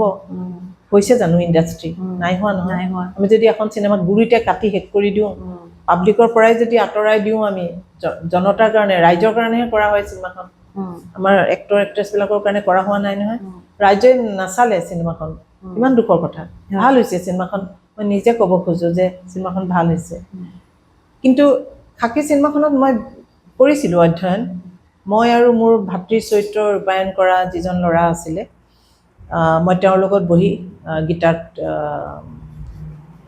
গীতাৰ্থ মই বহুত ডিছকাছ কৰিছিলোঁ যে এই চৰিত্ৰটোৰ বেকগ্ৰাউণ্ডটো কি কাৰণ মই সেইখিনি মই জনা নাছিলোঁ মই স্ক্ৰিপ্টত কেৱল মোৰখিনিয়ে পাইছিলোঁ গতিকে মই অধ্যয়ন কৰিছিলোঁ এই মানুহগৰাকী যে এনেকুৱা তেওঁৰ স্বামী নাই কি হৈছিল তেওঁৰ স্বামী কি হৈ ঢুকাইছিল বাৰু তেওঁ যে ইমান প্ৰভাৱশালী ইমান যে অৰ্থলিস্পা তেওঁৰ কিয় মাইকজন তেওঁলোকে যে কেৱল দুৰ্নীতিয়ে কৰে কিয় কৰে তাৰ বেকগ্ৰাউণ্ডটো কি হ'ব পাৰে গতিকে ইমানজনী ল'ৰা ছোৱালী ক'ত এই এনেধৰণে মই তেওঁৰ লগত ভালেখিনি ডিছকাছ কৰি আমি এটা বনাই লৈছিলোঁ যে এই মানুহজনীৰ স্বামী এনেকুৱা কাৰণত ঢুকালে আৰু তেওঁ তাৰপিছত দৰ্শকৰ ৰাইজৰ তেওঁ এই আৱেগটো জিকি লৈ তেওঁ ইলেকশ্যনত জিকি গ'ল দুৰ্নীতি ইমানেই কৰিলে যে থাৰ্ড টাইম তেওঁ হাৰি গ'ল ইলেকশ্যনত জিকিব নোৱাৰিলে গতিকে এই চৰিত্ৰটো অধ্যয়নটো আমাৰ আছিল তেনেকুৱা কিন্তু সীমা দা ষ্টৰী আনটোল্ডৰ যিটো চৰিত্ৰ এই চৰিত্ৰটো এগৰাকী দক্ষিণৰ মেট্ৰনৰ চৰিত্ৰত অভিনয় কৰিছিলোঁ যিগৰাকী মহিলা অসমতে বহুত দিন আছে তেওঁ অসমৰ খ্ৰীষ্টান মিছনাৰী হস্পিটেল যিখন আছে তেজপুৰত সেইখনত তেওঁ চাকৰি কৰে মেট্ৰন হিচাপে আৰু সেই মহিলাগৰাকীয়ে কেনেকৈ কথা ক'ব তেওঁ যিহেতু দক্ষিণাত্যৰ কিন্তু মই দক্ষিণৰ ভাষাটো ক'ব নালাগে যিহেতু মই অসমীয়াই ক'ব লাগিব বা হিন্দী ক'ব লাগিব বা ইংলিছ ক'ব লাগিব কিন্তু তেওঁলোকৰো কিন্তু এক্সেণ্টটো আৰু প্ৰনাউন্সিয়েশ্যনটো বহুত বেলেগ তেওঁলোকে জিভাখন ঘূৰ খাই যায় তেওঁলোকৰ এইটো মই কেনেকৈ আয়ত্ব কৰিম তেওঁ খোজকাতলবিলাক মই নিজে কল্পনা কৰি আয়ত্ব কৰিলোঁ খোজকাতল তেওঁৰ পোচাকৰ পৰা আৰম্ভ কৰি কিন্তু তেওঁক কেনেকৈ কিন্তু মোৰ ভগৱানে সহায় কৰিলে আচলতে ভগৱানে সদায় সহায় কৰি আছে মানে মই পাই যাওঁ কিবা এটা চ'ৰ্চ পাই যাওঁ আৰু সহজতে পাই যাওঁ আৰু তেনেকৈ মোৰ এগৰাকী বান্ধৱী আছিল গুৱাহাটীত তেওঁক মই ফোন কৰিলোঁ ফোন কৰি মই তেওঁক ক'লোঁ যে মোৰ এনেকুৱা এটা চৰিত্ৰ মই কৰিবলৈ যাওঁ মোক অলপ সহায় কৰিব পাৰিবা নেকি তেওঁ মাতিলে তেওঁৰ নাম আছিল অম্বিকা তেওঁক মাতিলে মই গ'লোঁ তেওঁ দক্ষিণৰ পৰা অহা তেখেতৰ লগত মোৰ খুব ভাল অন্তৰংগ সম্পৰ্ক তেখেতক মই সংলাপকেইটা দিলোঁ তেওঁ সংলাপকেইটা মোক বুজাই দিলে কেনেকৈ তেওঁ ক'ব সেইটো মই ৰেকৰ্ড কৰিলোঁ তেওঁৰ পৰা মই ক'বলৈ চেষ্টা কৰিলোঁ মোক শুধৰাই দিলে আৰু শেষত মই ফোনত মই কওঁ তেওঁ মোক শুধৰাই তেজপুৰৰ পৰা গুৱাহাটী এনেধৰণে তেওঁৰ লগত মই বহুত মই আখৰাই কৰিলোঁ অভাৰ টেলিফোন সংলাপকেইটা গতিকে সেইটোৱে মোক যথেষ্ট সহায় কৰিলে দ্বিতীয়তে মই 6 মাহ সময় পাইছিলোঁ মই নিজকে তৈয়াৰ কৰিবলৈ আৰু দ্বিতীয়তে তেজপুৰ মিছন হস্পিটেললৈ মই বহুতবাৰ গ'লোঁ আৰু তাৰ কৰ্তৃপক্ষৰ পৰা মই যথেষ্ট সহায় পাইছোঁ সেই মানুহগৰাকী সঁচাকৈয়ে আছিল মই ধৰি লৈছোঁ সেই 1962 চনত এই মহিলাগৰাকীৰ সময়ত এগৰাকী মেট্ৰনে কেনেকুৱা পোচাক পৰিধান কৰিছিল চীনা যুদ্ধৰ সময়ৰ কথা সেইখিনি মই তেওঁলোকৰ পৰা যথেষ্ট সহযোগিতা লাভ কৰিছিলোঁ গতিকে মোৰ যিটো কষ্টিউম মই পিন্ধিছিলোঁ সেইটো সম্পূৰ্ণ শুদ্ধ আছিল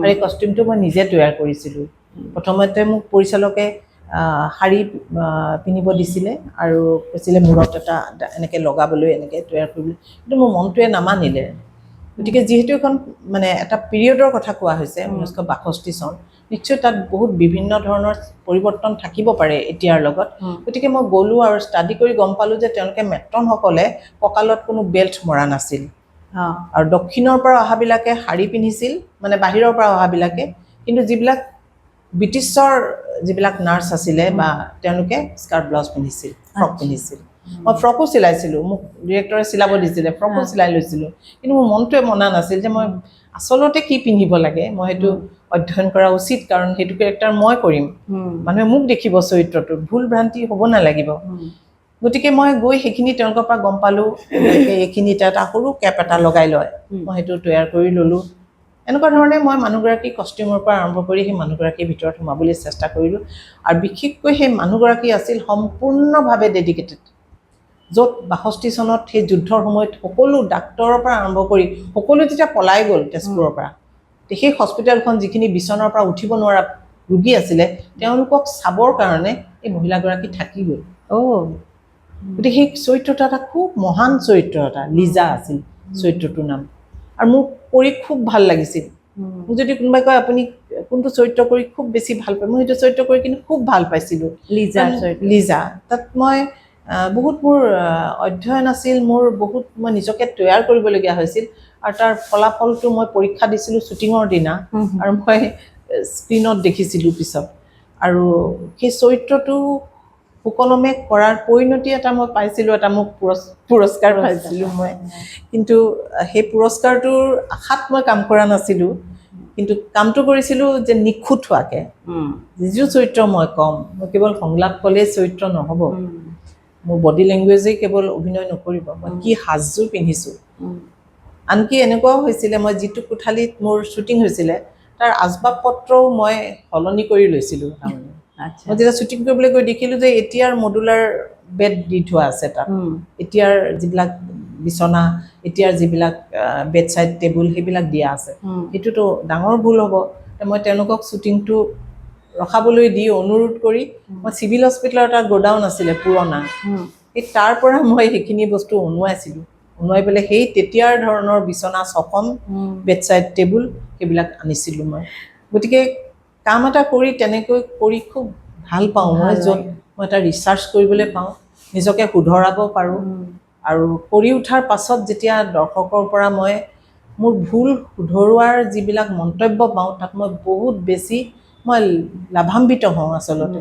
মোক যদি কোনোবাই ভাল হৈছে বৰ ভাল কৰিছে আপুনি ইমান ভাল কৰিছে এনেকৈ কৈ দিলে মোক খুব ভয় লাগি যায় যে মই গমেই নাপাম যে মই কি ভুল কৰিলোঁ আচলতে মই যদি নিজকে শুধৰাবই নোৱাৰোঁ মইনো ইয়াত সমালোচনা যদি নাথাকে কেনেকৈ উঠিব পাৰিম গতিকে সেইখন চিনেমা কৰাৰ পিছত মানুহে ভাল পাইছে বাৰু প্ৰাঞ্জল শইকীয়া চিনেমাখন চাই উঠি তেওঁ সুধিছে হীৰেণ বৰাক এই ইয়াতে জাহানাৰা আছে বুলি শুনিছিলোঁ জাহানাৰা ক'ত বোলে কিয় দাদা এই মেট্ৰ'ত যে তেওঁক চাউথ ইণ্ডিয়াৰহে কোনোবা বুলি ভাবিছিলোঁ বুলি ইমানেই নিখুঁত আছিলে আপোনাৰ অভিনয় সেইটো প্ৰাঞ্জলদাৰ সেই অভিমতটো মোৰ কাৰণে মানে এটা ডাঙৰ এৱাৰ্ড আপুনি কৈছে যে আপুনি যিবোৰ আচলতে খুটি নাটি আপুনি শুধৰাই গৈ থাকে দৰ্শকৰ বিভিন্ন সমালোচনাই হওক বা তেওঁলোকৰ পৰামৰ্শ লৈ আপুনি আগবাঢ়ি গৈ থাকে আৰু তেনেধৰণে আপুনি গৈ নিজক শুধৰাই আপুনি যিখন অনুৰ চিনেমাখনৰ কাৰণে যিখনে ৰজত কমল বঁটা লাভ কৰিলে আপুনি জুৰীৰ বিশেষ স্পেচিয়েল মেনশ্যন বুলি কয় নিশ্চয় সেয়া সন্মান আপুনি লাভ কৰিবলৈ সক্ষম হৈছে আপোনাৰ কাৰণে সেয়া এক চৰম প্ৰাপ্তি মই নাভাবোঁ আকৌ কেতিয়াবা এনেকুৱা এটা জীৱনত দিন আহিব কিন্তু ভগৱানে যে দিলে যে এই জীৱনটোতে মই জীয়াই থাকোঁতেই যেতিয়া এটা স্বীকৃতি এটা পালোঁ সৰ্বভাৰতীয় স্বীকৃতি এইটো মোক বহুত অনুপ্ৰেৰণা দিছে আচলতে মই বহুত কাম কৰিব বিচাৰোঁ হয়তো সুবিধা নাপাব পাৰোঁ সেইটো আপুনি কওঁতে মই সোধোঁ সেই কথাৰে আঁত ধৰি আপুনি ইমান সুন্দৰকৈ আপুনি ক'লে যে যেতিয়া আপুনি এটা চৰিত্ৰ ৰূপায়ণ কৰে আপুনি ৰিচাৰ্চ কৰি যাতে খুটি নাটি নথকাকৈ নিখুঁতভাৱে আপুনি সেই চৰিত্ৰটো ৰূপায়ণ কৰিব পাৰে আপুনি তেনেধৰণে কাম কৰে এটা চৰিত্ৰ আপুনি ইমান সুন্দৰভাৱে আপুনি ফুটাই তোলে আপোনাৰ অভিনয় ইমান সুন্দৰ আপুনি ৰাষ্ট্ৰীয় বঁটা পৰ্যন্ত আপুনি লাভ কৰিছে কিন্তু বৰ্তমানলৈকে আমি ক'ব বিচাৰোঁ যে আমাৰ এটা বেয়া লগা কথা যে আপুনি ইমান চৰিত্ৰ আপুনি লাভ কৰা নাই বা আপুনি ইমান চিনেমা লাভ কৰা নাই আপুনি যিখিনি কৰিছে আপোনাৰ ঘৰুৱা প্ৰডাকশ্যনতে আপুনি কৰিছে 3খনমান চিনেমা অধিক আপুনি চিনেমা লাভ কৰা নাই আপুনি কি ভাবে আপোনাৰ মনতো নিশ্চয় খুঁত থাকে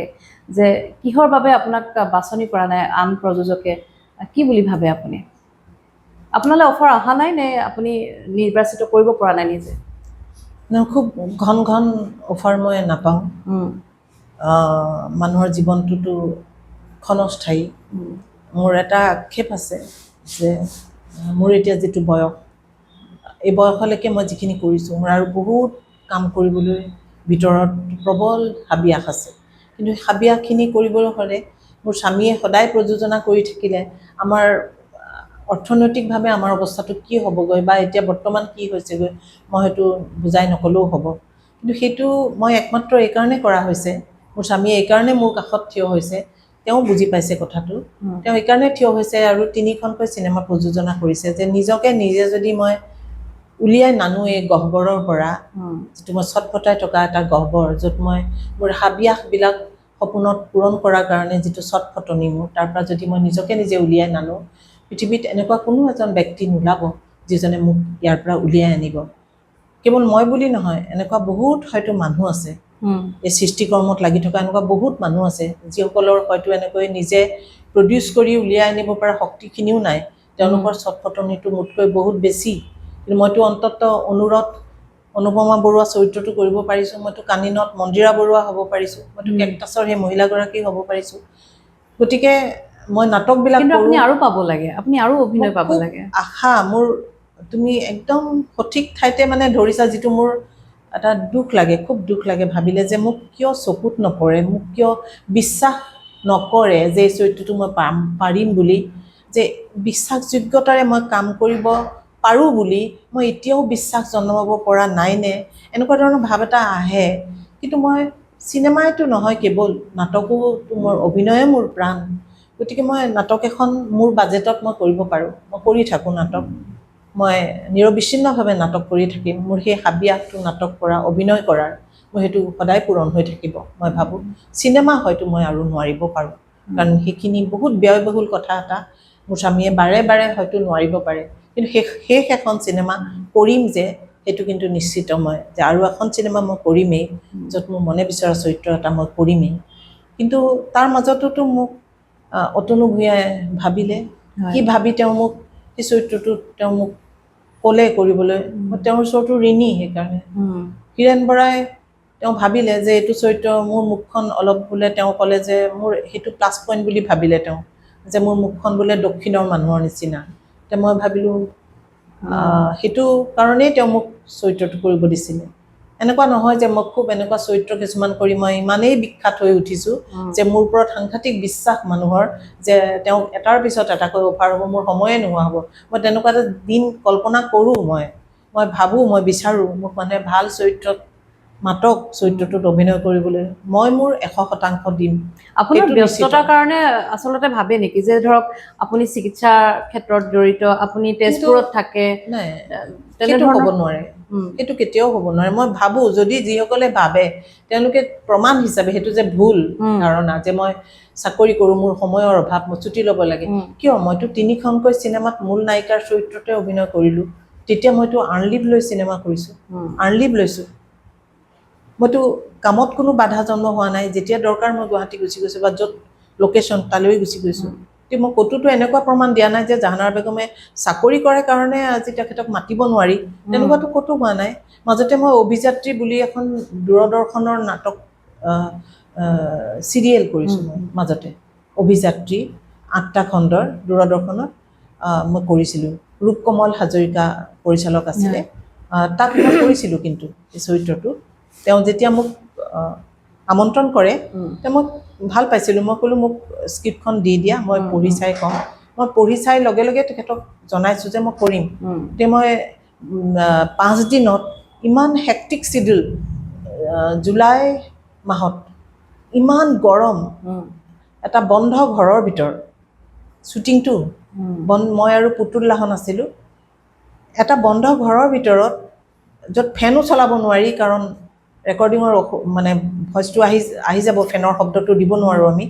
তেনেকুৱাত মই সেইখন কণ্টিনিউৱাছ শ্বট দি মই 5 দিনত শেষ কৰিছোঁ এখন চিৰিয়েল, 8টা এপিছডৰ। আপোনাৰ ফালৰ পৰা আপুনি 100% দি হ'লেও কাম কৰে। না মোৰ কষ্ট কৰিবলৈ মই আৰাম বিচাৰোঁ, না মই মোক সুবিধা বিচাৰোঁ যে মোক এনেকৈ ৰাখিব লাগিব দেই, এনেকুৱা কৰিব লাগিব, ক'তো নাই। মোৰ না পাৰিশ্ৰমিকৰ ফালৰ পৰা মোৰ কিবা ক'বলগীয়া আছে যে মোক ইমান পাৰিশ্ৰমিক লাগিব বুলি, ক'তো মোৰ একো ক'বলগীয়া নাই। মাত্ৰ চৰিত্ৰটো মই মাত্ৰ কৰিব খোজোঁ, আৰু মই কৰিব খুজিলে মোৰ সম্পূৰ্ণ 100% মই আত্মনিয়োগ কৰি কৰিম। সেইটোত মই ক'ব পাৰোঁ যে মই তেনেকৈ কৰিম, মই যাতে মোৰ চৰিত্ৰটোক লৈ মই পৰিচালকক কোনো ধৰণৰ অসুবিধা নিদিওঁ। কাৰণ এক্টৰ্ছ ডিউটি টুৱাৰ্ডছ হাৰছেল্ফ অৰ হিমছেল্ফ, এটা খুব ডাঙৰ কথা আছে, এক্টৰ্ছ ডিউটি। এইটো মই যে কৰিছোঁ, মই খুব মহান কাম কৰা নাই। মই এজন এক্টৰৰ ডিউটি কৰিছোঁ, মোৰ নিজৰ প্ৰতি নিজৰ দায়িত্ব পালন কৰিছোঁ। এইটো মই কোনো মহান কাম কৰা নাই। প্ৰত্যেকজন এক্টৰে কৰা উচিত আচলতে।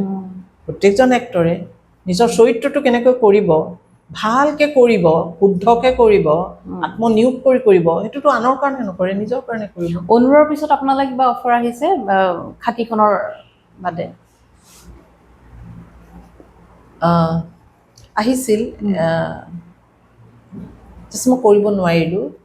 মই গৈছিলোঁ, শ্বুটিং স্থলীলৈ মই গৈছিলোঁ, কিন্তু তেওঁলোকৰ যথেষ্ট অমনোযোগিতাৰ কাৰণে মই বহুত দূৰ বাট গৈছিলোঁ। ৰাতিপুৱা 9টাত গৈ, ৰাতিপুৱা 5টাত উঠিছোঁ ইয়াত গাড়ীত মই, আৰু 9টাত গৈ পাইছিলোঁ মই। ধাৰাসাৰ বৰষুণ আছিল, কিন্তু তেওঁলোকৰ চূড়ান্ত অমনোযোগিতাৰ কাৰণে মই খুব ইনচিকিউৰ ফিল কৰিলোঁ। এই ৰাতিখন মই ঘূৰি গুচি আহিলোঁ এই ৰাতি মোৰ কৰা নহ'ল সেইখন। তাৰ কাৰণেও মই বহুত তৈয়াৰ হৈছিলোঁ নিজকে। 5 মাহ ধৰি মই এটা বিশেষ ভাষা শিকিবলৈ চেষ্টা কৰিছিলোঁ, গাৰো ভাষা। আপুনি হোমৱৰ্ক কৰে খুব, আপুনি ৰিচাৰ্চ কৰে? বহুত কষ্টিউম আনিলোঁ, ভাষা শিকিলোঁ, বহুত ধৰণৰ কাম কৰিলোঁ যিখিনি মই কৰা উচিত। কিন্তু শেষত মোৰ যিটো আত্মসন্মান বুলি কয়, যিটো আত্মসন্মানৰ ওচৰত সেইখিনি হাৰি গ'ল, আত্মসন্মান জিকি গ'ল। মই হয়তো চব সহিব পাৰিম, আত্মসন্মান কোনোবাই আঘাত কৰক সেইটো মই সহিব নোৱাৰিম। সেইটো সহা কথা নহয়ও আচলতে, সেইটো উচিত কথাও নহয়। মই যদি বাইদেউ শেষে কৰিম আমি কথা বতৰা, বহুখিনি কথা পাতিলোঁ। আপুনি যথেষ্ট আৱেগিক মানুহ এগৰাকী। মই আপোনাৰ লগত কথা বতৰা পাতি এতিয়া এইটোৱে অনুভৱ কৰিলোঁ, আপুনি কথা ক'লে আপোনাৰ আৱেগিক কথা ওলালে আপোনাৰ চকু চলচলীয়া হৈ যায়, আপুনি আৱেগিক হৈ পৰে। আপোনাৰ এই আৱেগটোৱে চিকিৎসাৰ ক্ষেত্ৰত কিবা সমস্যাৰ সৃষ্টি কৰে নেকি? ৰোগী চোৱাৰ ক্ষেত্ৰত বা চিকিৎসাৰ ক্ষেত্ৰত? মোক সহায় কৰে এই আৱেগটোৱে। এই আৱেগটো মোৰ জন্মগত। এই আৱেগটোৱে মোক সকলো কাম খুব সততাৰে, সহৃদয়তাৰে ল'বলৈ মোক বাধ্য কৰে। এই আৱেগটো নথকা হ'লে মই বহুত কুটিল পন্থা হয়তো অৱলম্বন কৰিব পাৰিলোঁহেঁতেন যিকোনো ক্ষেত্ৰতে, মই নোৱাৰোঁ। মোৰ পেচেণ্ট, মোৰ ৰোগীসকলক চাওঁতে, তেওঁলোকৰ চিকিৎসা কৰোঁতে, তেওঁলোকৰ চিকিৎসাৰ পৰিণতি, বেয়া পৰিণতি, ভাল পৰিণতি, সকলোখিনিৰ লগতে মই আৱেগিকভাৱে জড়িত হৈ থাকোঁ। আৰু মই ভাবোঁ সেইটোৱে ৰোগীজনক সহায়হে কৰে, মোকো সহায় কৰে।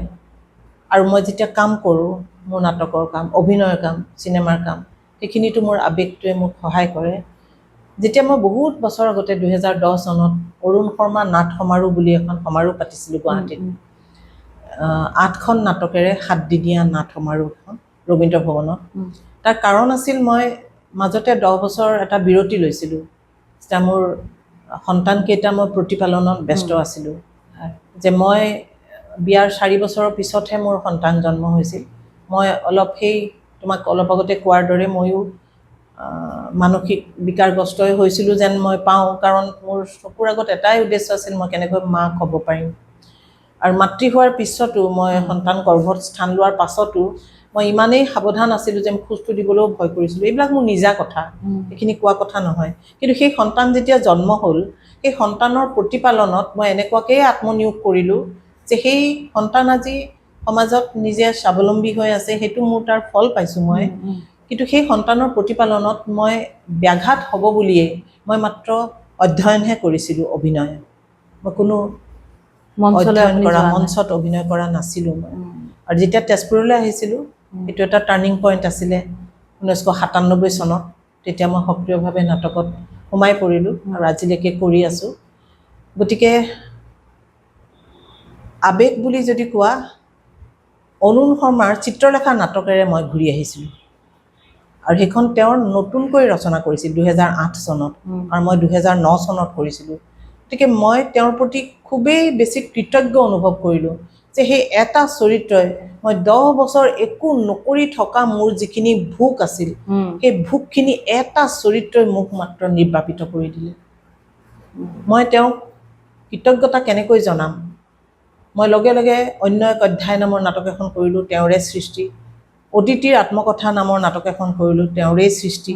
এই 3খন নাটক কৰি মই তেওঁক তেওঁৰ প্ৰতি কৃতজ্ঞতা প্ৰদৰ্শনৰ বাবে, তেওঁৰ একান্ত আপত্তি স্বত্বেও, তেওঁ কৈছিল যে অৰুণ শৰ্মাৰ নাটক মানুহে নাচায়, সংলাপ প্ৰধান নাটকবিলাক ৰেডিঅ'ৰ কাৰণে ভাল, মঞ্চত ভাল নহয়।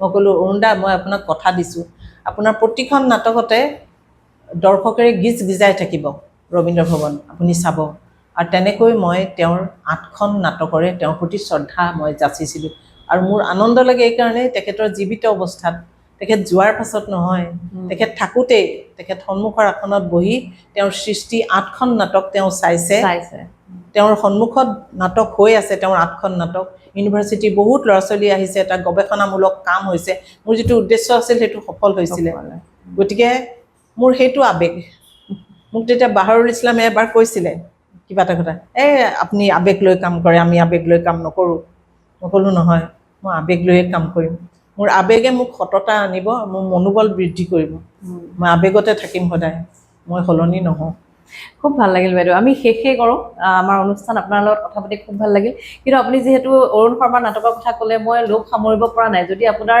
মনত আছে অকণমান সংলাপ কোনোবা এখন নাটকৰ আপুনি 7খন নাটক কৰিলোঁ বুলি ক'লে মই এটা সংলাপেৰে আমি আমাৰ অনুষ্ঠানটো শেষ কৰোঁ অৰুণদাৰ চিত্ৰলেখা অদিতিৰ আত্মকথা আৰু অন্য এক অধ্যায় এই 3খন নাটক মই কৰিছোঁ অৰুণদাৰ তাৰ ভিতৰত মই এতিয়া দুখিত যে মই তোমাক ক'ব পৰাকৈ কাৰণ এই নাটককেইখন মই কৰিলোঁ 2010 চনতে তাৰপিছত মই ল'ব পৰা নাই এতিয়া শ্ৰদ্ধাৰ অবিনাশ শৰ্মা যিজনে মোৰ নাটকবিলাকক পৰিচালনা কৰে বৰ্তমান তেখেতক মই অন্য এক অধ্যায় দিছোঁ যে তেখেতে আজিকালি টেলিস্কোপিক ভাৰ্চন বুলি এটা উলিয়াইছে তেখেতে চিত্ৰলেখা এটা টেলিস্কোপিক ভাৰ্চন কৰিছে 2জন চৰিত্ৰৰ মাজেৰে ঠিক তেনেকৈ তেওঁ যিটো ট্ৰিলজিৰ এটা টেলিস্কোপিক ভাৰ্চন কৰিছে ট্ৰিলজি হ'ল নিবাৰণ ভট্টাচাৰ্য আৰু অগ্নিগড় আৰু অদিতি আত্মকথা এই 3খন নাটকৰ সমাহাৰ হ'ল তেওঁ ট্ৰিলজি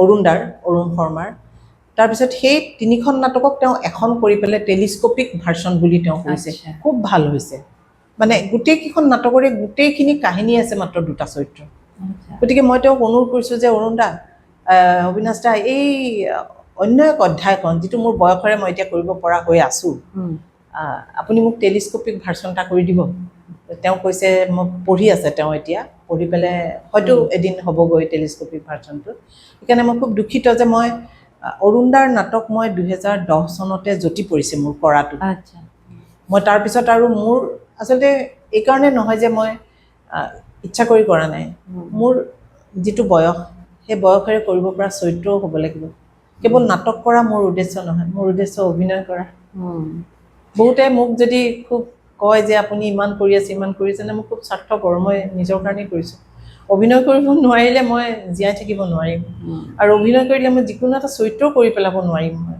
সেই চৰিত্ৰটোৰ গভীৰতাটো চাইহে মই চৰিত্ৰটো কৰিম গতিকে তেনেকুৱা ধৰণৰ চৰিত্ৰ কৰা বহুত আছে অৰুণদাৰ নাটক কিন্তু তাত মোৰ বয়সটোৰে মই নোৱাৰোঁ গতিকে মোৰ কৰা হোৱা নাই আৰু নতুনকৈ মই অন্য এক অধ্যায় টেলিস্কোপিক ভাৰ্চন এটা কৰিম গতিকে মই তুমি ক্ষমা কৰিবা নাই ঠিক আছে অৰুণদাৰ নাটকৰ এটা সংলাপ ক'ব নোৱাৰিম সংলাপ আপোনাৰ মনত নাই নিশ্চয় এনেকৈ হঠাতে সংলাপ এটা কথা ক'লে অলপ দিগদাৰেই লাগে কিন্তু আমি আপোনাৰ অভিনয় চাই থাকিম আপোনাৰ অভিনয় আমি ৰূপালী পৰ্দাটো চাবলৈ আমি আশা কৰিম আৰু মোৰ অনুষ্ঠানৰ যোগেদিয়ে মই অনুৰোধ কৰিছোঁ আন প্ৰযোজক পৰিচালকে বাইদেউক বিচাৰক আমি বাইদেউৰ অভিনয় ৰূপালী পৰ্দাত আৰু চাবলৈ বিচাৰোঁ বাইদেউ ধন্যবাদ জনাইছোঁ আমাৰ এই অনুষ্ঠানটো আমি বহু দীঘলীয়া সময় আমাৰ বহু কথা পাতিলে আপোনাৰ মনৰ কথা ক'লে সংলাপ শুনিলোঁ এটা ভাল লাগিল বাইদেউ ধন্যবাদ